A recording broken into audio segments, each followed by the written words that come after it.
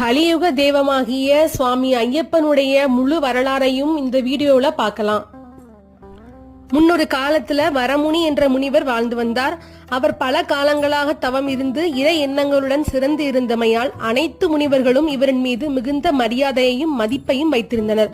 ஆனால் வரமுனி முனிவரோ தனது தவ வலிமையினால் தானே உயர்ந்தவன் என்று தலைக்கணம் கொண்டிருந்தார். வரமுனிவரின் தவ வலிமையை கேள்விப்பட்ட அகத்திய முனிவர் அவரை காண அவர் இருந்த இடத்திற்கு சென்றார். ஆனால் வரமுனியோ தன்னை காண வந்திருந்த முனிவர்களான அகத்தியரையும் அவருடன் வந்திருந்த மற்ற முனிவர்களையும் காணாது அலட்சியம் செய்தார். இதனால் மிகுந்த சினம் கொண்ட அகத்திய முனிவர் தவத்தினால் தாங்கள் எவ்வளவு உயரிய நிலையை அடைந்தாலும் மற்றவர்களை மதிக்க தெரியாத நீர் எருமையாக பிறப்பீர் என சபித்தார்.